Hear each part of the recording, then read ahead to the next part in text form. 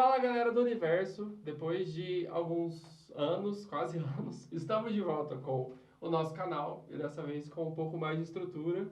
A gente aproveitou para fazer umas melhorias aqui, inclusive melhorias, tá aí o Lucas que veio agora para integralizar o intelecto do canal e a Isa também que veio para agregar entendeu? Dá conteúdo aqui E a gente vai mudar um pouco o formato. Ao invés de ser entrevistas, que vão acontecer também, a gente vai trazer conteúdo direcionado para poder ajudar a quem pesquisa pelo título ou a você que caiu aí de paraquedas nesse vídeo, certo? Então compartilha se você quiser compartilhar. As nossas redes sociais vão aparecer aqui embaixo para você agora.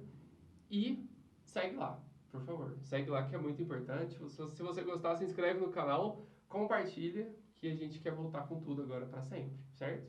Amém. Então, beleza. Então é isso aí. Bom, hoje conosco está aqui eu, Denis, está conosco o Lucas, que será uma pessoa aqui firme, entendeu? Será a base do negócio. Não é muita expectativa para não haver frustrações com Tudo bem, beleza. Então, beleza. E tá aqui a Isa também, que faz parte desse corpo novo. Se apresente, Isa, fala oi. Não, eu acho que todo mundo já me conhece, Já que eu conhece, já é verdade. participei desde a primeira formação do podcast. A primeira formação que era eu fiz. Mas tudo bem. Olá. Estamos aqui.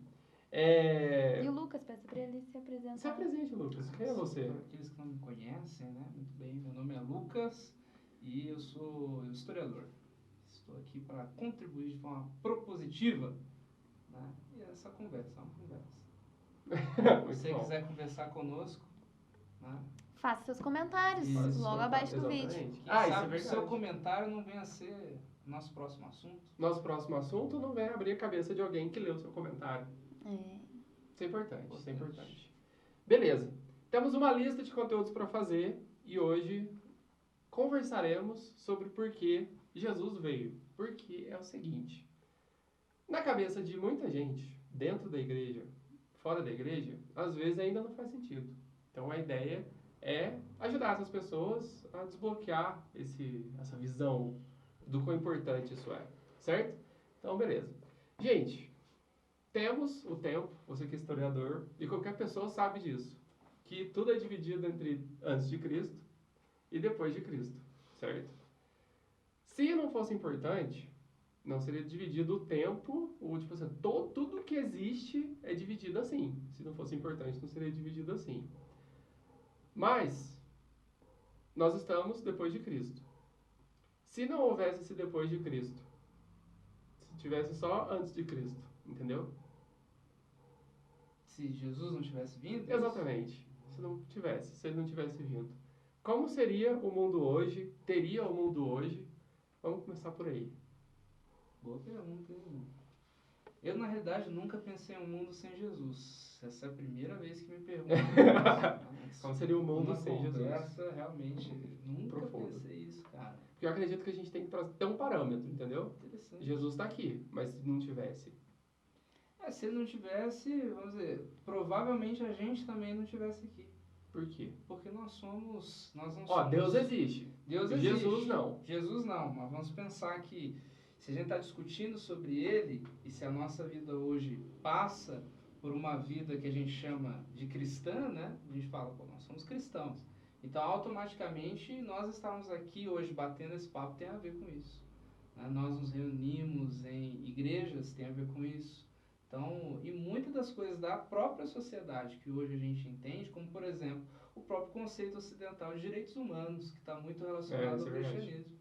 E Então, outros você eventos não veria históricos, né? Que ao longo da história os cristãos tiveram relacionados, né? Ou tiveram influência. Tipo Natal. Não, tipo o Lucas... Meu Deus, que vergonha falar de história pro Lucas. Quem descobriu o Brasil? Cristóvão Colombo. Não, mas, por exemplo, foram muitos protestantes para os Estados Unidos, né? Sim. E toda a cultura que ali nasceu tem muito a ver com o cristianismo, não estou errado. Com certeza. Se não houvesse o cristianismo, se a gente pensar que se Jesus não tivesse vindo, a gente não teria, como consequência disso, uma coisa chamada Reforma Protestante, que foi fundamental, principalmente advento da burguesia, que vai lá na frente ser a principal classe que vai provocar uma coisa que a gente chama de revolução industrial. Então, muito do nosso avanço tecnológico, ele só foi possível graças à compreensão cristã. Esse impacto nunca é pensar. Então, é possível que a gente estaria... Porque se você pensa, tudo bem, a reforma protestante ela acontece em um cenário de grandes mudanças, mas se você pensar o que vinha antes, era a Idade Média. Então, a Idade Média é onde, de qualquer maneira, se você pensar, puxa, tivemos avanço, a sociedade ela vai descobrir o comércio, ela vai deixar de ser aquela sociedade agrária, mas ainda assim a sociedade medieval inteira é baseada na Igreja Católica. Então você ainda está falando de um cristianismo. Então é loucura, assim, se você imaginar que toda a nossa história ocidental ela está baseada no cristianismo. Cara, eu não tinha pensado por esse lado, não passei nem perto. Não, cara, eu acho que a gente viveria um outro mundo que a gente desconhece. Você acha que a gente poderia não existir? Literalmente, assim, a humanidade não existir? Ah, não. Ou em menor número, não sei. Eu acho possível, porque o mundo hoje já é muito difícil. E a gente ainda tem uma parcela da população que é cristã e que segue os preceitos cristãos. Agora, se você subtrai toda essa moral que veio do cristianismo, talvez estivesse lá na época do... Se fosse olho por olho, dente por dente. Assim, não ia ter mais olho nem dente. Em algum aspecto dentro de países do Oriente. Sim. Se você imaginar países asiáticos, talvez a gente já tenha uma outra. Se imaginar China, se imaginar Japão, se imaginar as Coreias. Por quê? Porque a questão da lei e da moralidade é diferente lá, né? Lá você não tem a base cristã. Não tem a base cristã. Então lá, tipo assim, é mais uma questão da ética, da moralidade. Talvez não influenciaria tanto. Talvez não influenciaria tanto, mas a gente pode pensar que muito do que se viveu, por exemplo, a nível de descobrimento do Brasil, se a gente pensar, catequizaram os indígenas. Essa ideia de você trazer religiosamente, porque eram cristãos ali que a gente está falando, a Igreja Católica representada. Se você pensar que todo o desenvolvimento de uma sociedade, quer seja aqui, quer seja nos Estados Unidos, nos países latino-americanos, tem a ver com isso, você está dizendo a formação de toda uma sociedade. Então, sim, você pode questionar, se nós estaremos aqui, porque nós também estamos aqui, porque, vamos pensar assim, fomos evangelizados, de certo modo, por missionários de outros países, que trouxeram o cristianismo para cá. Sim. E que talvez, se a gente imaginar, é o que eu sempre converso às vezes sobre a questão da moralidade. Se você faz uma coisa porque você acha errado, ou você faz uma coisa porque você é cristão. Tipo assim, eu não roubo porque eu sou cristão e se eu roubar, eu vou pro inferno. Então, porque eu tenho medo de ir pro inferno, eu não roubo. Então, a religião é uma trava moral para eu não cometer esse tipo de erro. Sim. Agora, algumas pessoas vão dizer, não, eu não roubo porque eu acho que é inadequado me apropriar do bem de outra pessoa. Então, depende da religião. Mas não tem como a gente mensurar isso. Então, vamos imaginar que em outros cenários, nossos pais, talvez, ou avós, talvez, muitas das vezes, ao tomarem decisões, tinham isso como um critério. Sim. E o pessoal mais antigo tinha isso como um critério mais forte. Mais forte. Muito mais forte. Então, foi o que possibilitou a gente chegar. Então, é profunda essa conversa, mas ela é real, ela pode ser. Aqueles 15 minutos de podcast que a gente estava planejando ter não é suficiente. Ainda mais se for ficar aqui longe. Não vai sim. Queria trazer a conversa um pouco. Você quer complementar alguma coisa? Não. Tá. Trazer a conversa um pouco para o lado, literalmente, espiritual. Porque, assim, a gente tem o pessoal do Oriente, igual você comentou, e tem o pessoal aqui, certo? Só que, assim, independente da crença deles, a gente acredita que Deus existe para todos, a misericórdia dele existe para todos, certo? E se a gente pegar antes de Jesus, onde os sacrifícios eram feitos, tinha a questão do olho por olho, dente por dente.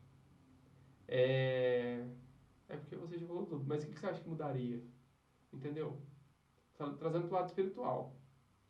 Não, pro lado espiritual... Se Jesus não tivesse vindo? Se Jesus não tivesse vindo. Não tem relacionamento com Deus. Aí, realmente.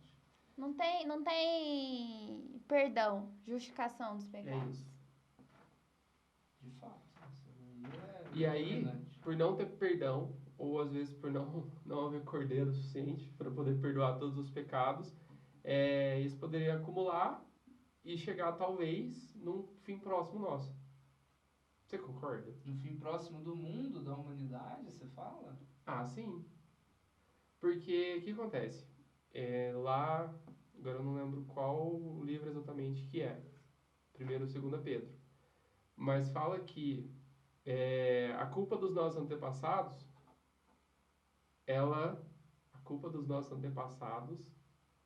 por exemplo, seus antepassados pecaram, todo mundo veio pecando. Pecando no sentido, tipo, de não ter redenção, ou de às vezes, enfim, certo. vem acumulando aquilo. E o que a gente entende? Que tudo isso gera o quê? Gera morte, literalmente morte, porque se abre espaço pro mal, literalmente. Então, essa carga, o que eu pensei, que não foi tão profundo quanto né? Mas essa carga poderia resultar, talvez, na diminuição de expectativa de vida, literalmente, por conta de doenças e por conta de estilos de vida, que é passar de pai para filho, de mãe para filho. E talvez, ao invés de nossa população estar crescendo, ela ir diminuindo. O salário do pecado é a morte, ponto. Morte espiritual, morte física, ponto. Se Jesus não tivesse vindo, a gente ia pagar esse preço. Exato. Entendeu? Principalmente na vida eterna. Então, não sei se é nesse sentido que você está falando. Principalmente na vida eterna. Agora também, assim, a gente precisa lembrar que esse cristianismo é vivido por pessoas. Então, de forma geral, da mesma maneira que nós estamos dizendo, se Jesus não tivesse vindo, isso teria um resultado negativo, a gente também precisa lembrar que pessoas, em nome de Deus, fizeram atrocidades gigantescas, Sim. né?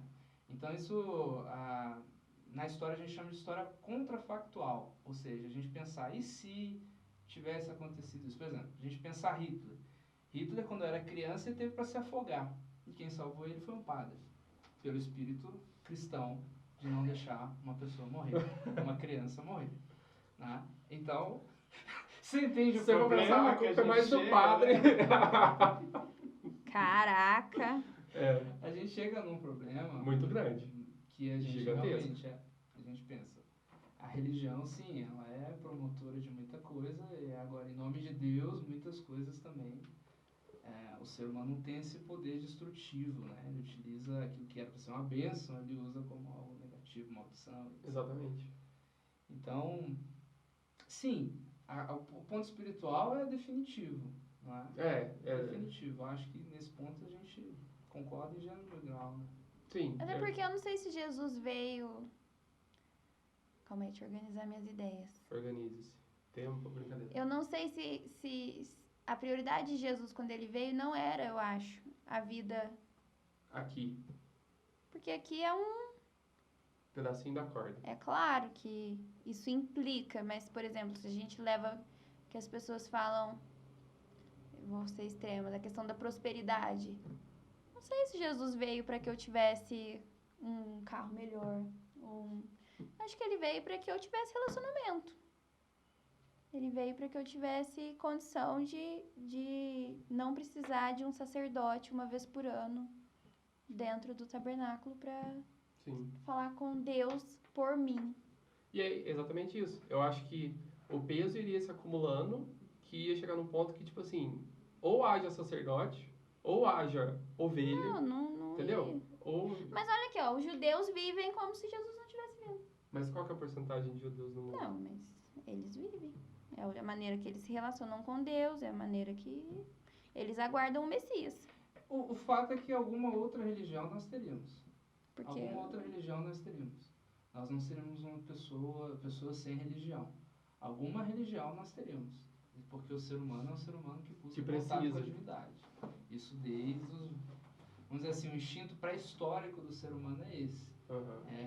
Você adorar a chuva, os primeiros deuses representavam a natureza. Então, você adorar a chuva, adorar o sol. Então, é do ser humano essa busca. Sim. Então, vamos dizer, se nós não estivéssemos conectados a Deus através de Cristo, nós estaríamos buscando divindades outras.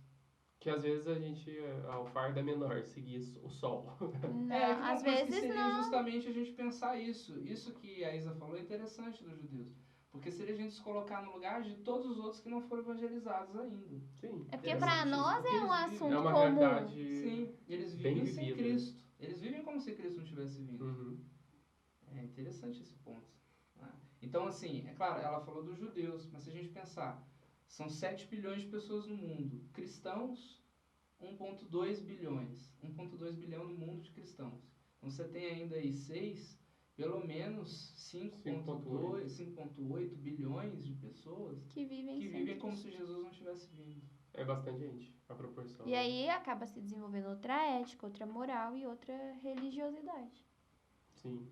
Eu li uma vez que nunca se descobriu uma comunidade sem religião, é verdade isso? Sim, principalmente na idade formativa das primeiras civilizações. Essa ideia Tipo, definitivamente uma comunidade sem religião, sem alguém maior. Não. Interessante. A posteriori, depois, é óbvio que sim. Até mesmo os filósofos gregos vão discutir sobre daí vai surgir filosofia. Você dá respostas não religiosas às coisas. Porque eles não eram só religiosos, mas as respostas às indagações da vida eram também religiosas. Ah, porque choveu? Ah, porque o Deus tal. Então. Até acho que na Idade Média ainda, questões legais de julgamentos, elas eram decididas às vezes na religião.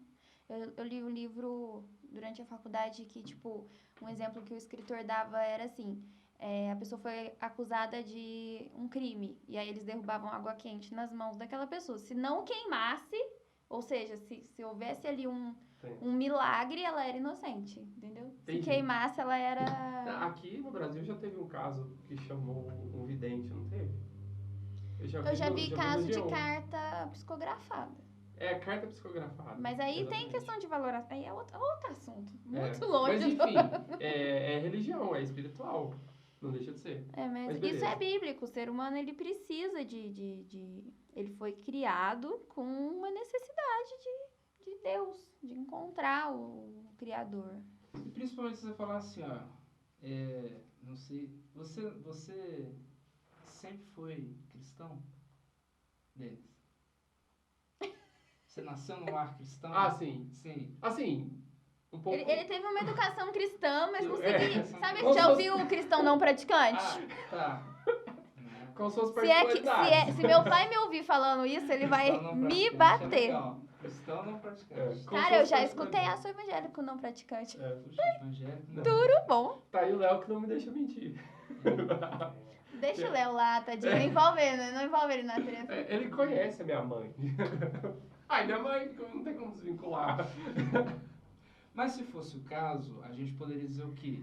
Seria um tempo que a gente viveu, ou de certa forma, viveu fora dessa realidade e a gente estava vivendo como se Cristo não tivesse vindo. Sim. E Paulo vai dizer que até mesmo aqueles que estavam e que deixaram de estar, expõem novamente a vergonha de Cristo, ou seja, estão vivendo como se Cristo não tivesse feito nada, como se ele não tivesse realizado nenhum ato importante para a nossa conduta ética e moral. Faz sentido. E pior, às vezes a gente faz isso dentro da igreja. Aí também já é outra questão.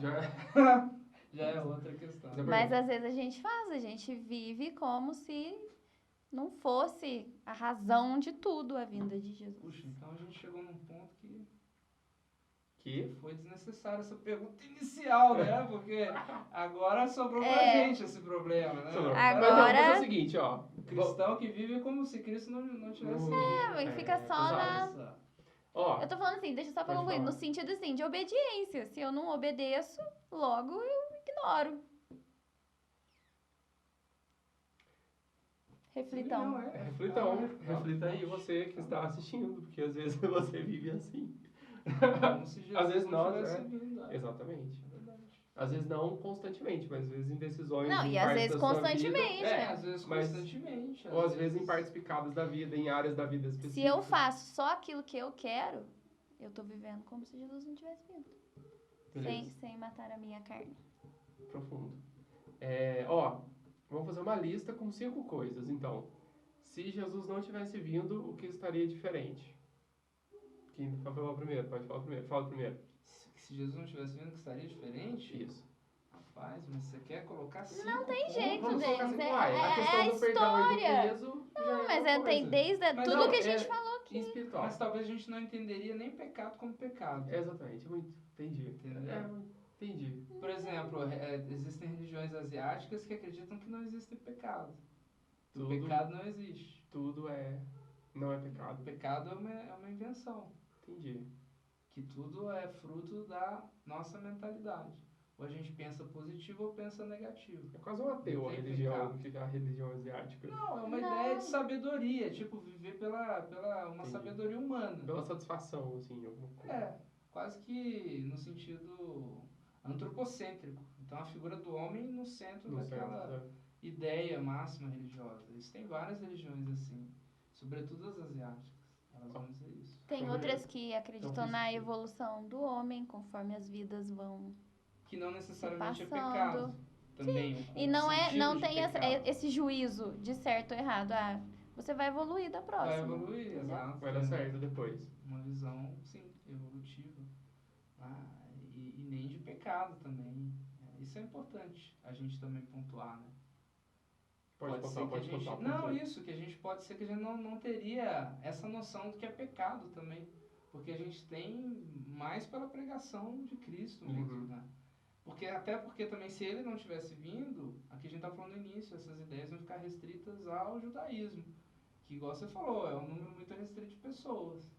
E que até hoje são e até hoje esperam a vinda do Messias. Sim. Então, beleza. Então, não tem como pontuar, mas existe todo um vídeo para trás falando sobre se Jesus não existisse. Beleza.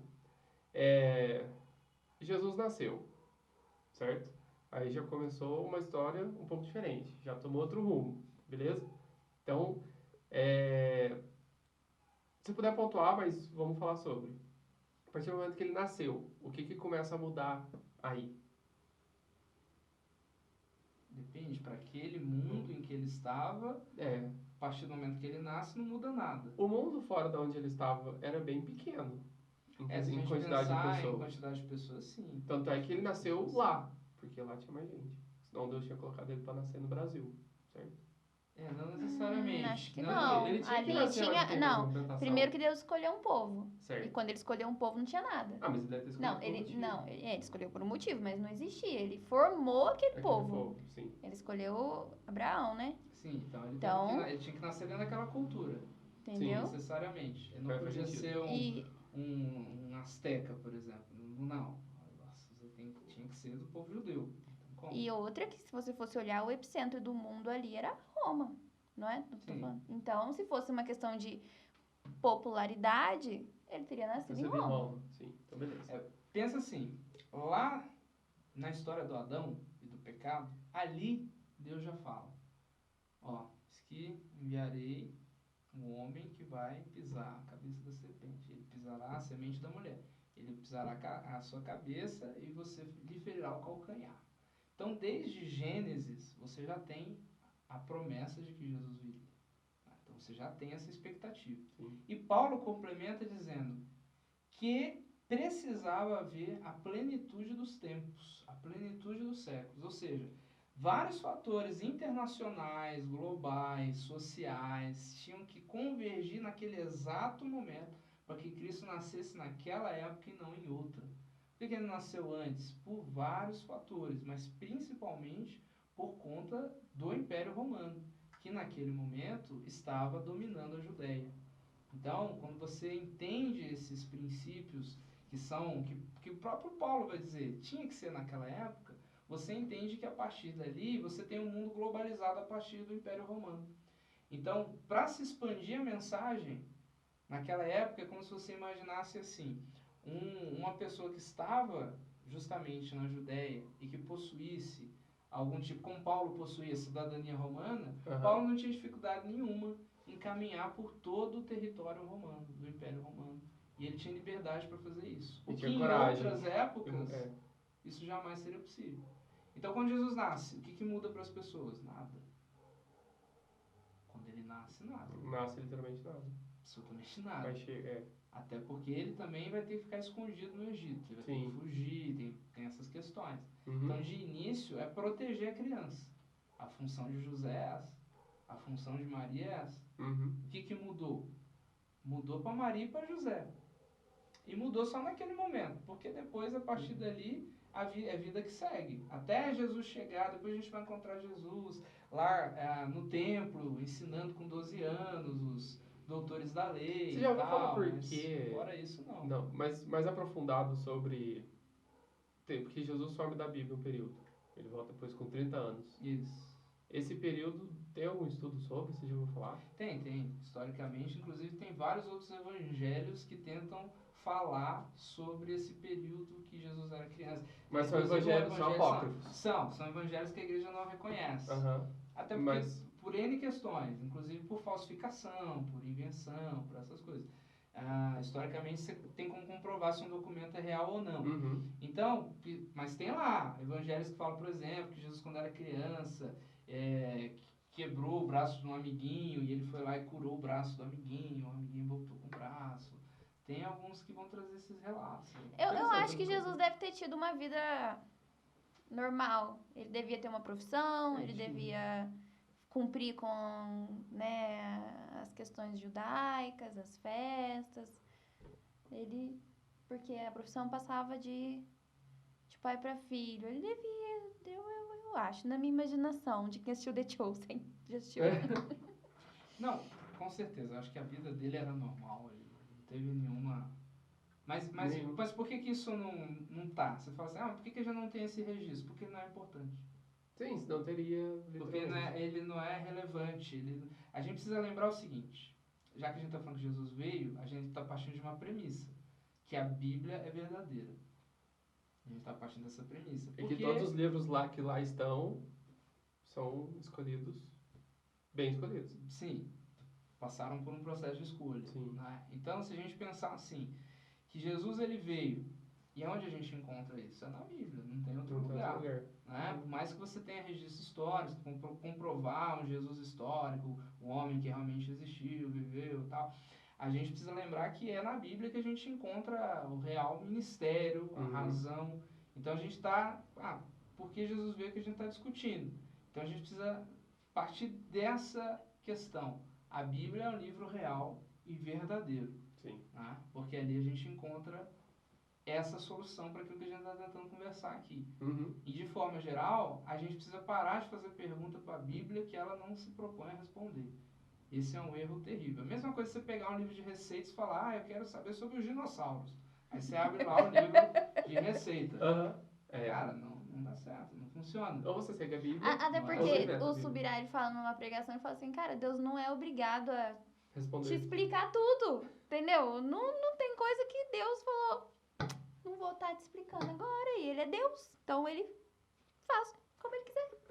Mas volta Por isso na questão da infância, quer dizer, não tem porquê, a Bíblia não é uma biografia, não é um livro biográfico, né? Aí você compra o livro biográfico, ou então seria a mesma coisa você pegar o livro de receita e tá lá, bata todos os ingredientes no liquidificador. Aí você fala, mas o que é um liquidificador? Aí você vai procurar no livro de receitas o que é um liquidificador. Não vai dar certo, cara, não vai ter também. Então, assim, é parar de fazer a pergunta errada para o livro certo. A Bíblia é um livro sobre a redenção. Né? Sobre a redenção. Então, você quer saber sobre remissão dos seus pecados, aí você pode ir na Bíblia. Então, o que a infância de Jesus tem a ver? Em nada. A infância de Jesus não nos acrescenta em nada no sentido de remissão. Pelo contrário, vai ser o seu ministério e vai ser a sua morte e a sua ressurreição. É o que aconteceu a partir dali. Não é? Até mesmo no Antigo Testamento, não adianta você ler sem você ter essa compreensão. E até mesmo a Bíblia inteira, sem o Espírito Santo, e aí dentro da espiritualidade que você está falando, a Bíblia é um livro fechado. Por que tem muitas pessoas que falam assim, eu já li a Bíblia inteira e ali não tem nada, é um livro normal e tal. É porque não é um livro para ser lido dessa maneira, para ser lido de forma intelectual, para ser lido... Por mais que a gente tenha muitos estudiosos da Bíblia que vão fazer isso, mas a essência dela é para ser lida com o Espírito Santo. Você precisa ter um óculos ali para entender que tudo que está ali tem um propósito e uma razão de ser. Então, Jesus nasceu, o que mudou? Nada. Jesus fez 12 anos, o que mudou? Ainda nada. Agora, quando Jesus faz 30 e ele inicia o ministério, aí as coisas começam a mudar. Vamos lá, o que começa a mudar? Mas, um adendo interessante Pode disso que a gente está falando. Jesus nos dá uma lição muito importante. Aprender a esperar o momento das coisas. Aprender a esperar o momento das Porque coisas. talvez com 12 anos, pelo que fala, ele já soubesse o fim, mas ele esperou. Sim, não, mas ele fala para Maria, calma, mulher, quieta. Não chegava na hora. Acho que Maria estava mais ansiosa que Jesus, né? Vai lá agora, é o momento. Ela deve ter passado a vida ansiosa, coitada. Quando que vai ser que esse menino... Vai assim, né? Quando que vai brilhar? Quando que vai ser que esse menino vai dar um jeito na vida, né? Sim. Acho que Maria ficava... Não, e 30 anos já era uma idade muito adulta pra época e pra expectativa. Então talvez Maria estivesse olhando e falando... Será que é verdade? E agora, hein? Contempla Não, ela acreditava, porque lá Sim. ela fala, né? Ela confiava. Ela confiava, mas ela devia estar assim. Uai. Mas uma coisa, pra Jesus ter falado desse jeito com ela, às vezes não foi do nada também. Às vezes é porque ela já vinha, ela era uma pessoa ansiosa. Provavelmente. Foi tipo, ele retratou só essa parte da Bíblia, mas ela Porque já... não fala o relacionamento dos dois, deles né? ali, né? Interessante, nunca parei de pensar nisso. Muitas coisas eu nunca tinha parado de pensar. Na verdade... Isso é importante, essa conversa. Beleza. Volta então... dele ia falar sobre... Que quando ele entra no ministério, né? Sim. Aí as coisas começam a mudar, né? Sim. Aí, uma coisa que você falou que foi legal. A questão da hora que Jesus veio, que não foi... Ele veio na hora certa. Não veio nem antes, nem depois. Plenitude dos tempos. Justamente. Fala, a plenitude dos tempos. Na plenitude dos tempos. Por quê? Porque Roma, ela estava crescendo o império e aquilo dava caminho para que o evangelho se espalhasse mais rápido, certo? Isso. Literalmente. Tipo, a sociedade, aquela região já não era cada um por si ali. Já tinha uma certa ligação que possibilitava o caminhar da palavra. Configuração. Sim. Beleza. Legal. Importante esse ponto. Tá.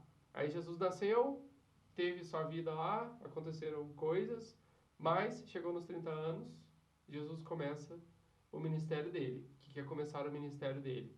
Ele sai de sua casa, junta lá seus discípulos e começa a confrontar judeu, enfim, começa toda uma história.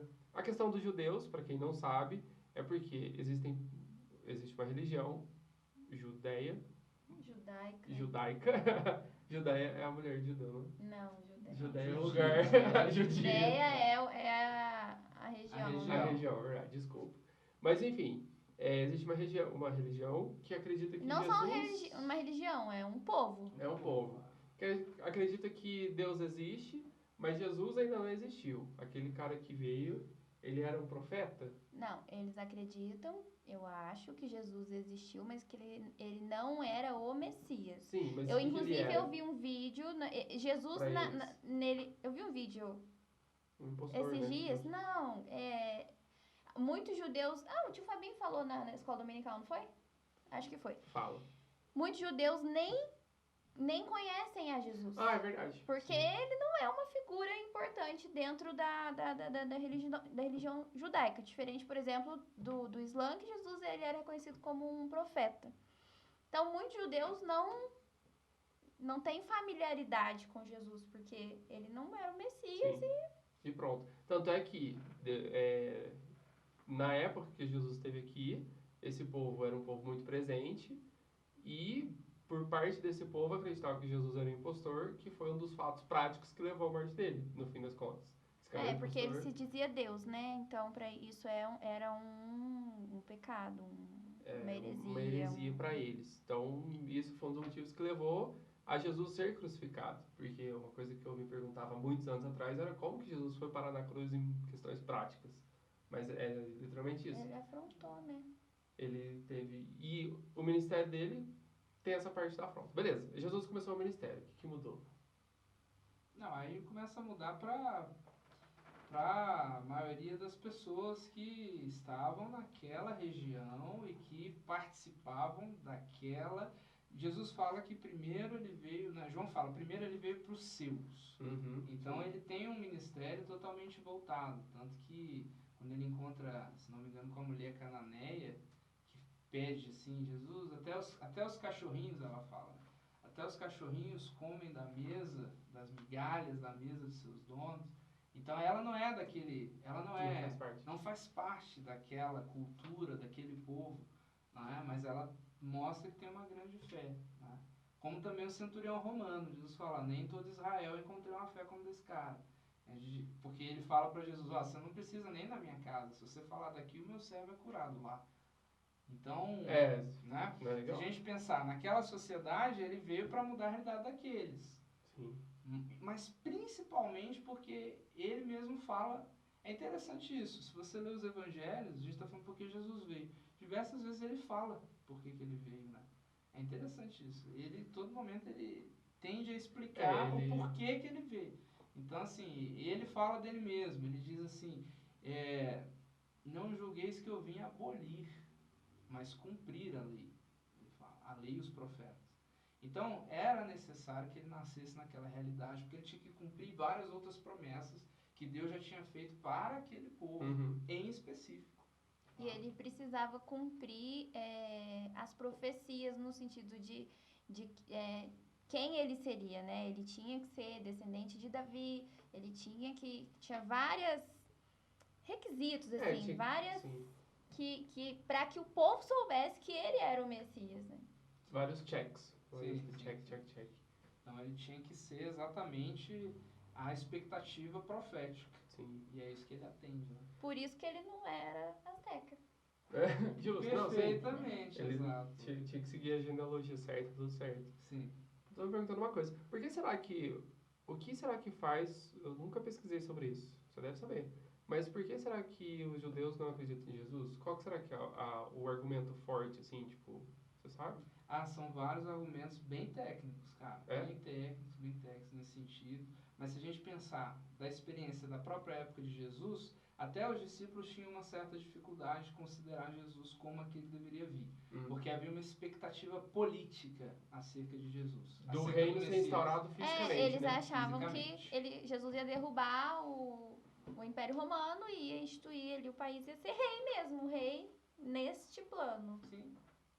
E Judas tem esse problema, João Batista tem esse problema com Jesus, interpretativo, de compreender se de fato é esse momento, se era agora ou se tinha ainda mais alguma coisa depois. E por que você pensa? Jesus veio como um carpinteiro, ele não era de uma família de posses, e aí ele começa a andar no meio das pessoas, e aí ele senta com prostitutas, ele vai na casa do cobrador de imposto, e ele conversa com os homens da lei, mas para aquele povo que tinha provavelmente uma concepção do que seria o Messias, devia ser, uai, mas não era bem isso que a gente estava esperando, assim, eles tinham não havia o entendimento de que era muito maior, não era uma questão só da terra, terrena, né? Sim, um reino espiritual, né? E a Bíblia fala que não tinha beleza, devia ser uma pessoa normal, um judeu normal, que se misturava no meio das pessoas, ele não devia ter nada fisicamente que o destacasse, e aí ele chega e diz... Tudo bem, pessoal? Eu sou o filho de Deus. Aí ia da fé do coração das pessoas e tinha a questão da religiosidade, a questão política que o Lucas falou. E já não pode falar também, deixar de falar do sobrenatural, né? Exatamente. Quando João Batista pede que os discípulos dele perguntem a Jesus, Jesus, é você ou é o outro? Ele fala, qual é a resposta que ele dá? Ele fala assim, fala para João Batista o que vocês estão vendo. Os cegos veem, os leprosos são curados, os coxos andam. Ou seja, o sobrenatural faz parte do ministério de Jesus, da comprovação. E uma coisa que, pensando agora, se Jesus tivesse vindo numa outra divisão da sociedade, tivesse vindo, sei lá, coberto de ouro, rico pra caramba, talvez ele não teria acesso aos milagres que as pessoas que estavam envolvidas nos milagres que ele fez. Ele não ia necessariamente andar no meio dos pobres. Não, você tem que pensar assim, que ele tinha acesso de qualquer forma, tanto a rico quanto a pobre.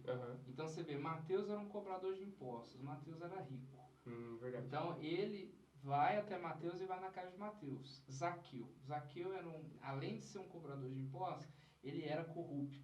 Então ele era um cara rico. E Jesus adentra tranquilamente. O que faz Jesus ser uma pessoa que entra em todos os lugares? Na verdade, é o fato dele aparecer com 30 anos.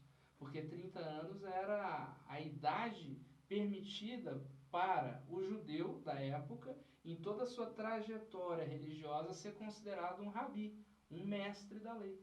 Se ele tivesse começado o ministério antes, só por esse simples fato, o acesso dele já seria restrito. Exatamente. Nicodemos, a gente pode pensar assim. Que eu não sei se ele era rico, mas ele era alguém de prestígio, influência. Influência religiosa. Jairo. Sim, Jairo era um dos, vamos dizer assim, dos grandes responsáveis na época pela liturgia.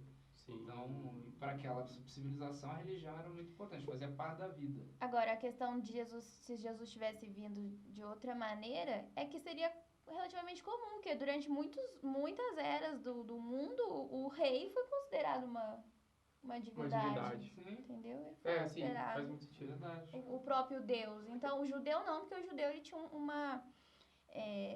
uma religiosidade, no sentido bom, muito bem estabelecida, mas o próprio romano talvez tivesse absorvido muito bem se Jesus fosse filho de um imperador. Sim, verdade. Não tinha como ele trazer o contraste de reino também, eu acho. Que o reino do céu é muito maior do que o reino da terra. E é muito isso, é a questão de não é isso que importa. Seria contraditório, entendeu? Sim, mas também é muito fácil falar. Se ele tivesse nascido rico, você já é rico aqui. Então, enfim, ia ser fácil. Uma divagação básica.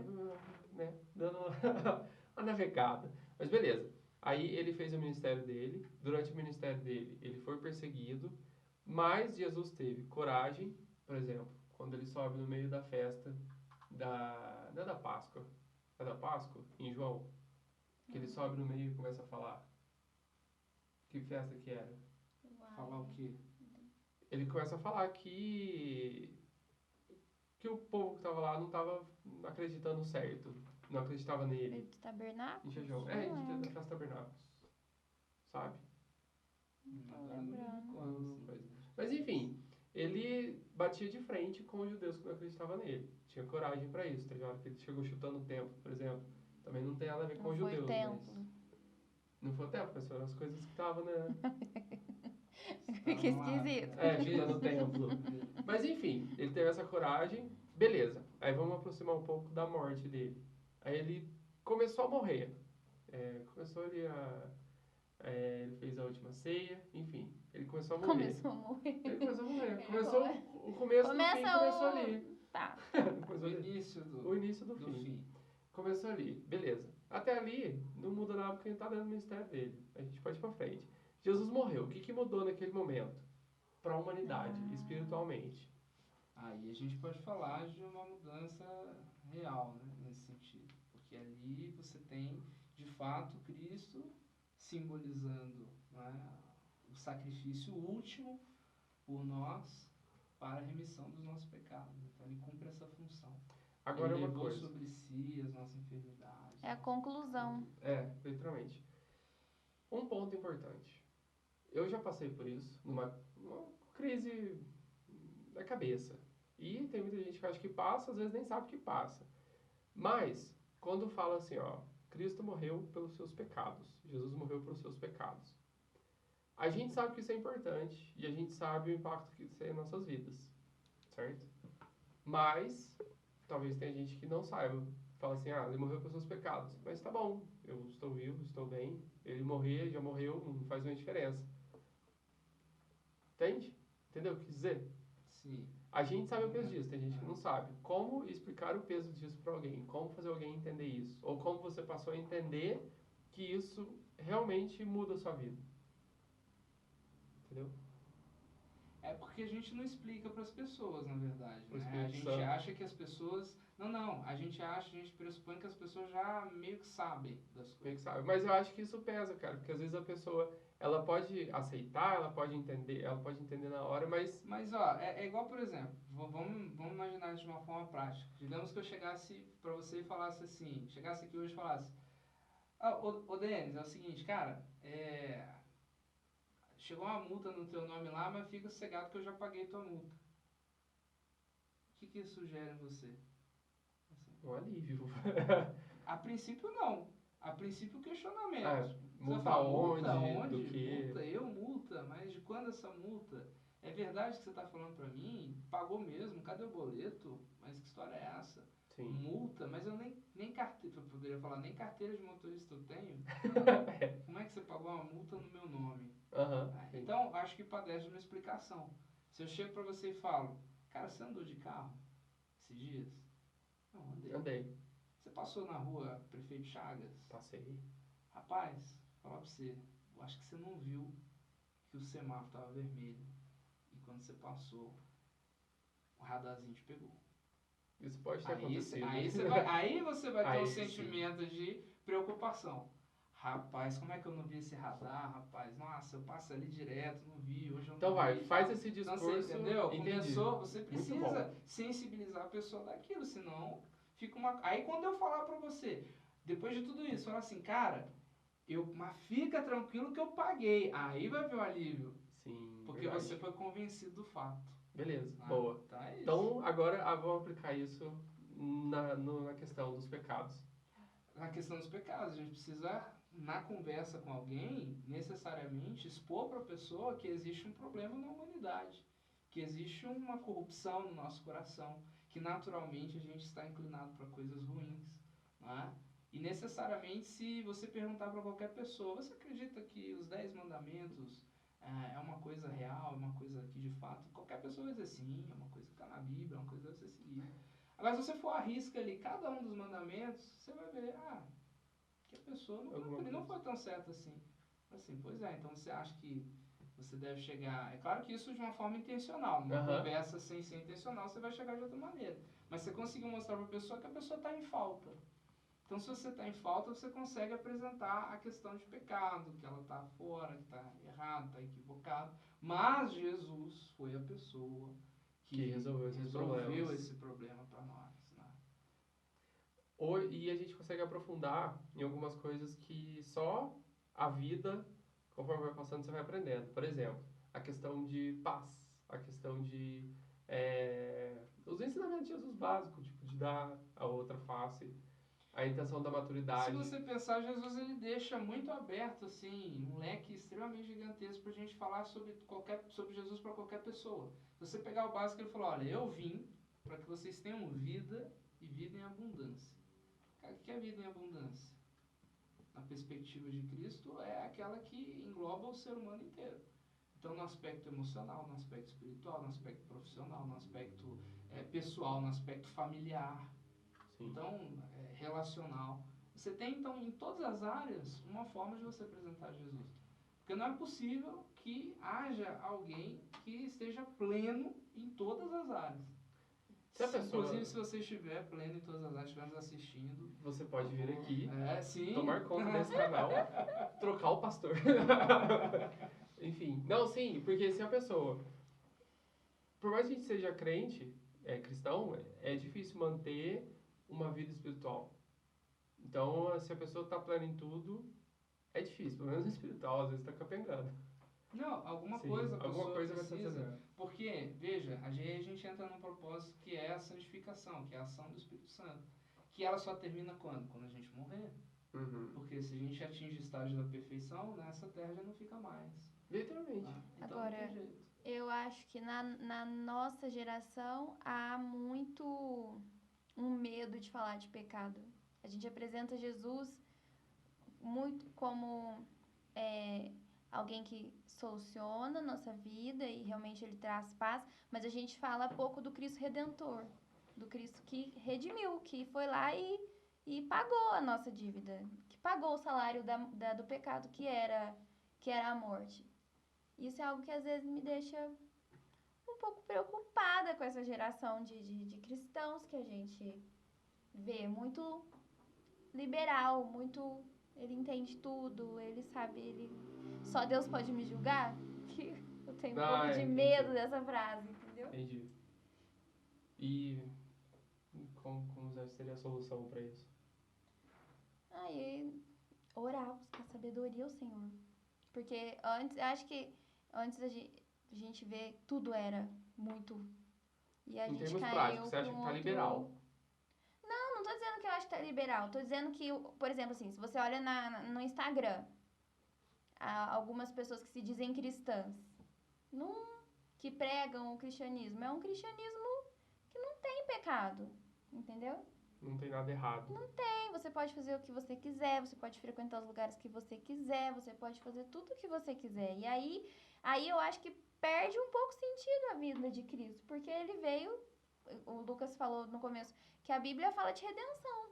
E redenção é alguém que vem e paga. Assisti uma outra pregação do Luciano Subirá, sou um pouco tiete, talvez. Se um dia você quiser vir aqui, Luciano Subirá. Se você estivesse assistindo esse podcast... não, e ele tava falando, inclusive, sobre dízimo. Mas ele explica que, tipo assim, na lei judaica, se uma pessoa ficava devendo para outra, essa pessoa podia ser feita escrava. E aí, vamos supor que eu tivesse um parente rico e ele viesse e falasse, olha, eu vou pagar a dívida dessa pessoa. Isso era redenção, só que daí eu me tornava escrava desse meu parente. Mas ele era meu parente, então eu sabia que ele ia cuidar bem de mim, entendeu? E é isso que Jesus fez. Ele veio, pagou o preço do meu pecado e podendo me chamar de escrava, que eu era escrava do pecado, Jesus veio, ele me chama de filha, ele me chama de amiga. E isso é importante, faz parte do processo de santificação, eu reconhecer quem eu sou, reconhecer os meus pecados e permitir que o Espírito Santo trabalhe. E não fingir que, não, tá tudo bem, é só a parte do amor, é só a parte da paz. É a questão de você deixar que o Espírito Santo produza os frutos do Espírito em você, que senão a gente vai ficar dando os frutos da carne e inócuo, eu acho. O fato da gente, a questão... Esse daí é um exemplo paralelo, perfeito ao que Jesus fez. Ele é o parente que paga o preço. Mas em termos práticos, o que é ser escravo? Que eu penso, se você pode falar também. O que eu penso que é o ser escravo? Às vezes é um vício, alguma coisa do tipo, que você, tipo assim, não tem por que você sair daquele vício. Porque existe cristão que é viciado em coisas. Mas assim, se te falta isso, às vezes você não tem por que sair daquele vício, você vai se afundar naquele vício. A questão, cuidado do seu corpo. Eu acredito que cuidado da mente também. Eu acho que é muito mais simples. O quê? É você ser escravo dos seus desejos. Ser escravo dos seus desejos. E isso resume, é você ser escravo. Você ser escravo da sua carne, você ser escravo da. Você faz. Então se uma pessoa me fecha no trânsito, eu tô com vontade de xingar, eu vou xingar. O meu pai. Pode? Brincadeira. Irmão.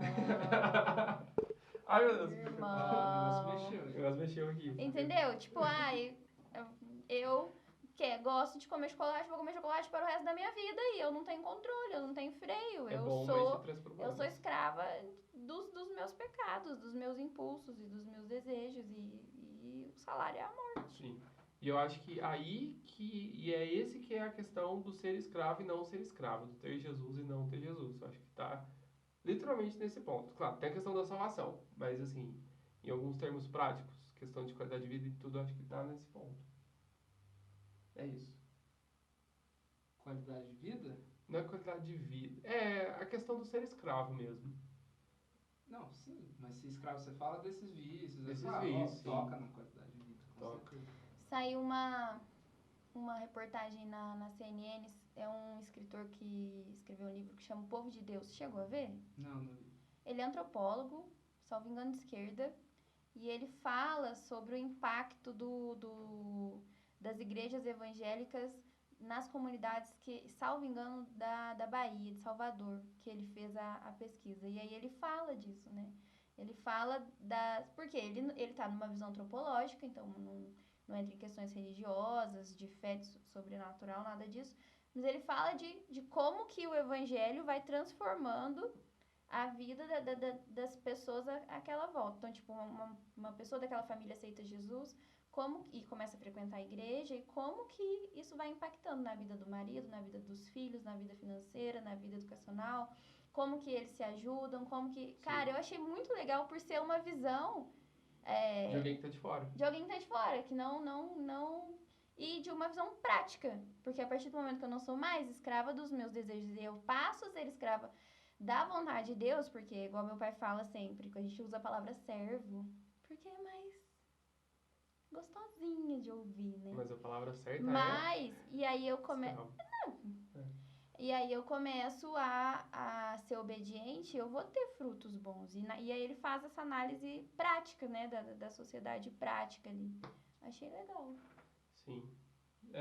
Eu particularmente, para poder, quando alguém me pergunta ou quando entra no assunto, os primeiros argumentos que eu uso é esse para poder contrastar depois, na verdade. Porque na minha vida é uma coisa que pesa também. Mas são dois pontos importantes que a gente traz aqui. O primeiro deles é o que o próprio Cristo falou, né? O Filho do Homem não veio para servir, mas para ser servido e dar a vida em resgate de muitos. Então esse é um ponto que a gente traz Filho do Homem que é importante, Jesus. extremamente importante, ou seja, que ele morre para nos resgatar de tudo isso que a gente está falando. E a segunda coisa que está presente aqui na nossa conversa, que é Jesus que traz também, é um tipo de reunião que nós chamamos de igreja, que precisa existir para que isso aconteça. Então, é praticamente inconcebível você imaginar esse cristão não praticante que a gente estava falando no início.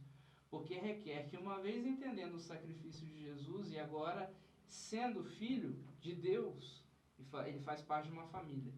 E se ele faz parte de uma família, necessariamente, que nós entendemos essa família, o corpo e tal, essa pessoa tem que estar numa igreja. Tem que estar perto. Então, vamos dizer, essa até mesmo, a concretude da obra do Espírito Santo na vida da pessoa faz parte dessa pessoa estar dentro de uma comunidade cristã, dentro de uma igreja, dentro de um grupo familiar, dentro de uma célula, qualquer coisa, que seja corpo, que tenha mais pessoas. É impossível uma pessoa ser cristã sozinha, isso não pode. Até porque é lá que ela vai ter a vivência.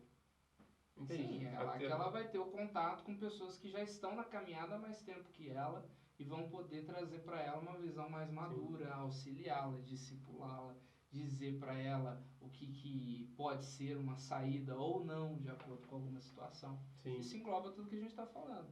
Então, em última instância, a gente está vendo que é isso. Jesus ele veio e, dentre as razões, morrer, nos resgatar.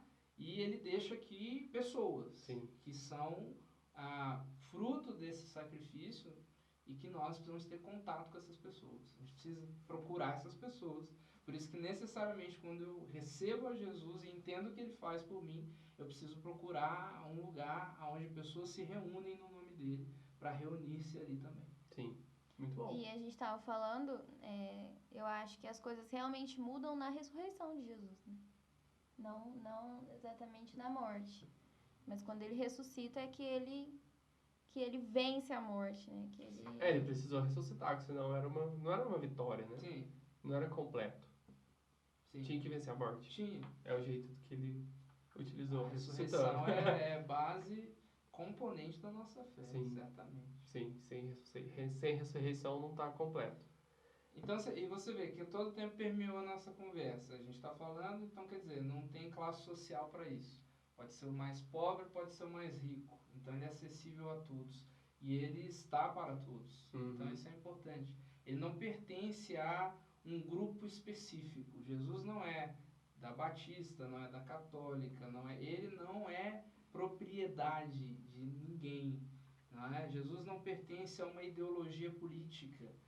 Jesus está do nosso lado porque nós somos desta ideologia ou da outra. Tive uma revelação. Ele não está... Jesus nunca fez compromisso com isso. Na realidade, todas essas coisas são posteriores. Então, me preocupa muito, até mesmo quando... E isso a gente precisa dizer, porque a gente falou no início. E a gente um pouco abordou isso também. Que é o quê? As pessoas se utilizarem, se fazerem valer de tudo isso que a gente conversou aqui como manobra para alcançar pessoas, controlar pessoas, utiliza isso de forma desvirtuada, até mesmo para subir na vida, ou até mesmo para tentar justificar um modo de vida que essa pessoa tem. Isso, tá vendo? Era isso que eu tava querendo dizer quando eu tava falando anteriormente sobre tudo pode. Às vezes é mais fácil eu falar isso do que eu me submeter a quem é Jesus. Dá um exemplo. Dá um exemplo prático.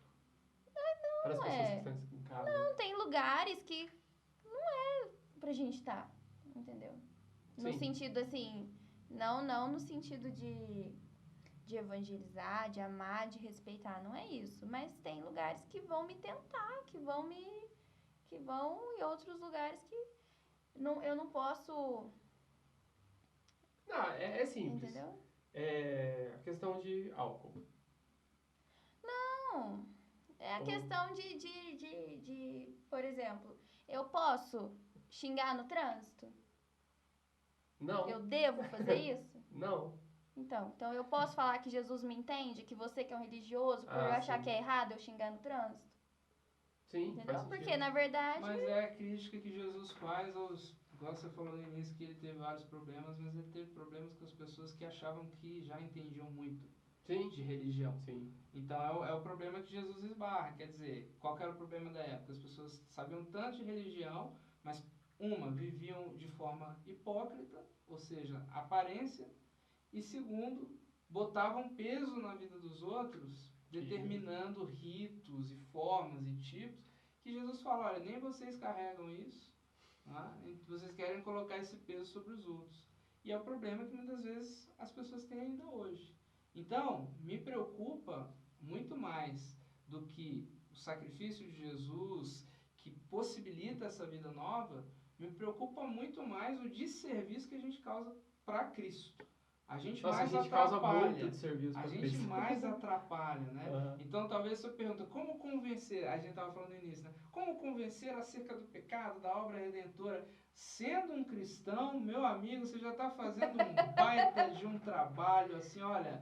Aí tem que tirar o chapéu pro camarada. Sim. Porque está fazendo um trabalho fantástico. Só vivendo, não é? Você já está cumprindo um papel. Porque o que a gente atrapalha, a mensagem do evangelho não está escrito, meu amigo. Não está escrito.